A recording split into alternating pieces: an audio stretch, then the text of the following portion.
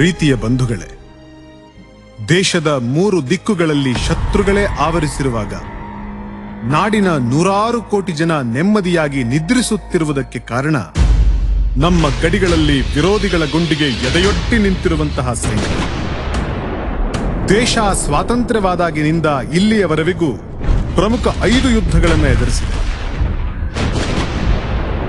ಇಂದು ಇಡೀ ಜಗತ್ತೇ ಭಾರತಕ್ಕೆ ಹೆದರುವುದಕ್ಕೆ ಕಾರಣ ಆದರೂ ಏನು ಗೊತ್ತೇನೋ? ಭಾರತದ ಬಳಿ ಇರುವ ದ ಮೋಸ್ಟ್ ಪವರ್ಫುಲ್ ವೆಪನ್ ಅದು ಯಾವುದು ಗೊತ್ತೇನೋ? Pinaka MLRS ballistic missile defence system, Nag missile carrier, P-81 Neptune, Chetak helicopters, Tej, MiG, Bhishma tankers, INS Vikramaditya, INS Chakra, BrahMos missile ಇದ್ಯಾವುದೂ ಅಲ್ಲ. ನಮ್ಮ ನಿಜವಾದ ಶಕ್ತಿ ಯಾವುದೆಂದರೆ 55 ಡಿಗ್ರಿ ಕುದಿಯುವ ಥಾರ್ ಮರುಭೂಮಿಯ ಬಿಸಿಲೇ ಇರಲಿ, 55 ಡಿಗ್ರಿ ಕೊರೆಯುವ ಸಿಯಾಚಿನ್ ಚಳಿ ಇರಲಿ, ಅರುಣಾಚಲ ಪ್ರದೇಶದವರ ಪ್ರೀತಿಯ ಅಪ್ಪುಗೆ ಇರಲಿ, ಕಾಶ್ಮೀರದ ಕಣಿವೆಗಳಲ್ಲಿ ಸೈನಿಕರ ವಿರುದ್ಧ ಕಲ್ಲುಗಳನ್ನೆಸೆಯುವ ದೇಶದ್ರೋಹಿಗಳಿರಲಿ, ನಾಗಾಲ್ಯಾಂಡ್ ಮತ್ತು ಮಣಿಪುರದ ದಟ್ಟಾರಣ್ಯಗಳಲ್ಲಿ, ಲೇಹ್ ಮತ್ತು ಬಂಜರು ಗುಡ್ಡಗಳಲ್ಲಿ ತನ್ನ ಪ್ರಾಣವನ್ನೇ ಪಣಕ್ಕಿಟ್ಟು ಸ್ಥಿತಪ್ರಜ್ಞನಂತೆ ನಿಂತು ದೇಶಕ್ಕಾಗಿ ದುಡಿಯುವಂತಹ ಸೈನಿಕನೇ the most powerful weapon of India.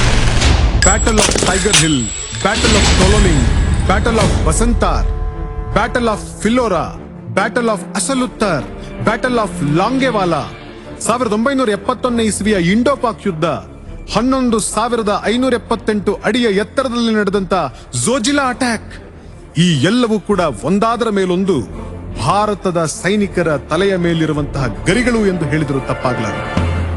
1971ರ ಯುದ್ಧದಲ್ಲಿ ಜವಾನ್ ಒಬ್ಬ ಗುಂಡೇಟು ತಿಂದು ಆಸ್ಪತ್ರೆಯಲ್ಲಿ ಬಿದ್ದಿದ್ದಾಗ ಸ್ಯಾಮ್ ಮಾಣಿಕ್ ಶಾ ಹೇಳ್ತಾರೆ, you received only 3 bullets at this age.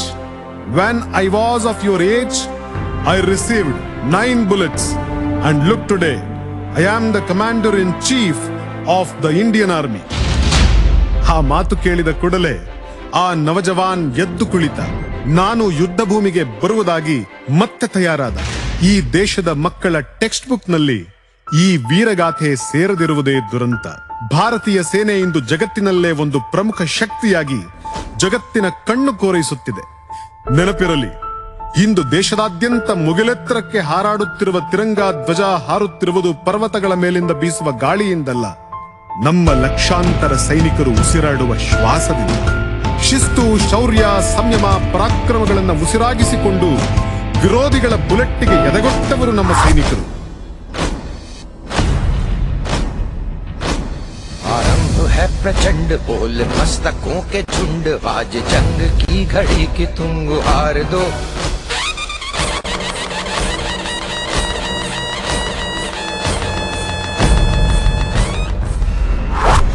ಆದರೆ 3 ವರ್ಷ ಸಂಚು ರೂಪಿಸಿ ಯುದ್ಧ ಸಾಮಗ್ರಿಗಳನ್ನು ಸಂಗ್ರಹಿಸಿದ್ದ ಚೀನಾ 1962ರಲ್ಲಿ ಭಾರತವನ್ನು ಆಕ್ರಮಿಸಿತು. ಅಂದು ಯಾವುದೇ ಆಧುನಿಕ ಶಸ್ತ್ರಬಲವಿಲ್ಲದಿದ್ದಾಗಲೂ ಆತ್ಮಬಲದಿಂದ ಚೀನಿಯರೆದುರು ನಿಂತು ಸರ್ಫರೋಶಿ ಕಿ ತಮನ್ನಾ ಅಬ್ ಹಮಾರೇ ದಿಲ್ ಮೇ ಹೈ, ದೇಖನಾ ಹೈ ಜೋರ್ ಕಿತನಾ ಬಾಜೋಯೆ ಖಾತಿಲ್ ಮೇ ಹೈ ಎಂದು ಹಾಡುತ್ತಾ ಚೀನಿಯರ ಬುಲೆಟ್ಗಳಿಗೆ ತಮ್ಮ ಎದೆಯನ್ನೊಡ್ಡಿ ಬಲಿದಾನ ಮಾಡಿದ್ದನ್ನು ಕಂಡು ಚೀನಿ ಸೈನಿಕರು ಕೂಡ ದಂಗಾಗಿ ನಿಂತರು. ಕಮಾಂಡರ್ ಮೇಜರ್ ಶೈತಾನ್ ಸಿಂಗ್ ರವರ ನೇತೃತ್ವದಲ್ಲಿ 1962ರಲ್ಲಿ ಕೇವಲ 120 ಜನ ಸೈನಿಕರು ಭಾರತವನ್ನು ಚೀನಾದಿಂದ ಉಳಿಸುವ ಹೋರಾಟಕ್ಕೆ ಸಜ್ಜಾದರು. 1300 ಜನ ಚೀನಿ ಸೈನಿಕರನ್ನ ಕೇವಲ 120 ಜನ ಭಾರತೀಯ ಸೈನಿಕರು ಬೆನ್ನಟ್ಟಿ ಕೊಂದಿದ್ದರು. ನಮ್ಮಲ್ಲಿದ್ದ 120 ಸೈನಿಕರಲ್ಲಿ ಕಡೆಗೆ ಉಳಿದವರು 6 ಜನ ಮಾತ್ರ. 114 ಜನ ವೀರ ಮರಣವನ್ನಪ್ಪಿದ್ದರು. ಆದರೆ ಇವರ ತ್ಯಾಗದ ಫಲವಾಗಿ ಇಂದಿಗೂ ಲಡಾಖ್ ಭಾರತದ ಪಾಲಿಗೆ ಉಳಿದಿದೆ. People who bathe in water change their clothes, our soldiers who bathe in their sweat and blood, they change the destiny of our motherland ಎಂದು ಇಡೀ ದೇಶವೇ ಅವರಿಗೆ ನಮಿಸಿತ್ತು. ಇನ್ನು ಪಾಕಿಸ್ತಾನಿ ಉಗ್ರರು ಮೋಸದಿಂದ ಭಾರತೀಯ ಸೇನೆಯ ಮೇಲೆ ಮುಗಿಬಿದ್ದಾಗ ನಮ್ಮ ಸೈನಿಕರ ಬಾಯಲ್ಲಿ ಬಂದ ಮಾತೇನು? ತು ಗೋಲಿ ಚಲಾओ, हम खून देने के लिए तैयार है, लेकिन ಹಮ್ ಫಿಚಾ ನಹಿ ದಿಖಾऊंगा ಎಂದು ಸವಾಲೆಸೆದ ಸೈನಿಕರ ಸಾಮರ್ಥ್ಯವನ್ನು ಕಂಡು ಉಗ್ರರು ಬೆಚ್ಚುತ್ತಾರೆ. 1971ರಲ್ಲಂತೂ ಪಾಕಿಸ್ತಾನದ ಬೆಂಬಲಕ್ಕೆ ಅಮೆರಿಕ, ಬ್ರಿಟನ್, ಚೀನಾ ದೇಶಗಳು ನಿಂತಾಗಲೂ ಬೆದರದೆ ರಣವೀಳ್ಯ ನೀಡಿ ಯುದ್ಧ ಸಾರಿದ ನಮ್ಮ ಸೈನಿಕರು ಲಾಹೋರ್ವರೆಗೂ ನುಗ್ಗಿ 93,000 ಪಾಕಿಸ್ತಾನಿ ಸೈನಿಕರನ್ನ ಸೆರೆಹಿಡಿದು ಪಾಕಿಸ್ತಾನವನ್ನೇ ಇಬ್ಬಾಗಿಸಿದರು. ಹೊಸ ರಾಷ್ಟ್ರ ಬಾಂಗ್ಲಾದೇಶದ ಸೃಷ್ಟಿಯನ್ನು ಮಾಡಿ ಅಮೆರಿಕ, ಪಾಕ್, ಬ್ರಿಟನ್, ಚೀನಾ ದೇಶಗಳಿಗೆ ಗರ್ವಭಂಗ ಮಾಡಿ ಇಡೀ ಜಗತ್ತಿನ ಮುಂದೆ ತಲೆ ಎತ್ತಿ ಮೆರೆದರು.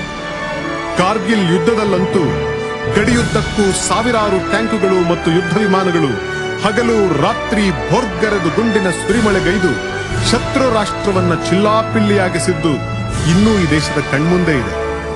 ವಜ್ರಾದಪಿ ಕಠೋರಾಣಿ ಮೃದುನೀ ಕುಸುಮಾದಪಿ ಎಂಬಂತೆ ನಮ್ಮ ಸೈನಿಕರ ಹೃದಯವು ವಿರೋಧಿಗಳ ಮೇಲೆ ಗುಂಡಿನ ಮಳೆಗರೆಯುವಾಗ ವಜ್ರದಂತೆ ಕಠೋರವಾಗಿದೆ. ಹಾಗೆಯೇ ದೇಶದ ಒಳಗೆ ಪ್ರವಾಹ, ಭೂಕಂಪ ಮತ್ತು ಪ್ರಾಕೃತಿಕ ವಿಕೋಪಗಳಾದಾಗ ನಾಡಿನ ಜನರ ರಕ್ಷಣೆಗೆ ನಿಲ್ಲುವಾಗ ಹೂವಿನಂತೆ ಮೃದುವಾದ ಮಾತೃ ಹೃದಯಗಳಾಗಿದ್ದಾರೆ. ಈ ಎಲ್ಲ ಸಂದರ್ಭಗಳಲ್ಲಿ ದಿಟ್ಟತನ ಮೆರೆದ ವೀರ ಸೈನಿಕರ ತಾಯಂದಿರಾಡಿದ ಮಾತನ್ನ ದೇಶ ಮರೆಯಲು ಸಾಧ್ಯವಿಲ್ಲ.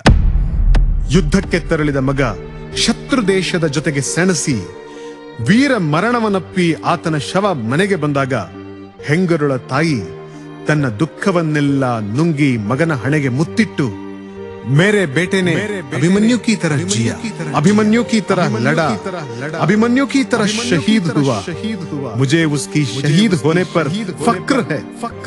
ಇಂಥ ಮಾತುಗಳನ್ನಾಡಿದಂಥ ತಾಯಂದಿರಿಗೆ ನಮ್ಮ ಸಲಾಂ. ಯುದ್ಧಕ್ಕೆ ಹೊರಡುವ ಪತಿಯ ಹಣೆಗೆ ತಿಲಕವಿಟ್ಟು ಬೀಳ್ಕೊಟ್ಟ ಆ ಸೈನಿಕನ ಪತ್ನಿಗೆ ನಮ್ಮ ಸಲಾಂ. ಅಂಗಳದಲ್ಲಿ ಆಡುವ ಮಕ್ಕಳು ಓಡಿ ಬಂದು ಯುದ್ಧಕ್ಕೆ ತೆರಳುತ್ತಿರುವ ತಂದೆಯನ್ನು ತಬ್ಬಿ, ಅಪ್ಪ, ನಾನು ಅಮ್ಮನನ್ನು ಬೇರೆ ಏನೂ ಕೇಳೋದಿಲ್ಲ, ಯುದ್ಧ ಮುಗಿದ ಮೇಲೆ ಬೇಗ ಬಂದ್ಬಿಡಿಯಪ್ಪ ಎಂದು ತಬ್ಬಿ ಕಣ್ಣೀರಿಟ್ಟು ಕಳಿಸುವ ಆ ಮಕ್ಕಳಿಗೆ ನಮ್ಮ ಹೃದಯ ತುಂಬಿದ ಸಲಾಂ. ಆದರೂ ಈ ಸೈನಿಕ ಈ ದೇಶಕ್ಕೊಂದು ಪಾಠ ಹೇಳ್ತಾ ಇದ್ದಾನೆ. In armed forces we Hindu, Muslim, Christian, Sikh and Parsis we live together, we eat together, we pray together, we fight together, we die together and we are buried together. And remember, you don't have any right to divide my nation in name of religion, language, caste and creed. ಜನನೀ ಜನ್ಮಭೂಮಿಶ್ಚ ಸ್ವರ್ಗಾದಪಿ ಗರೀಯಸಿ. Mother and motherland to a soldier is greater than heaven. Vande Mataram. Jai Hind.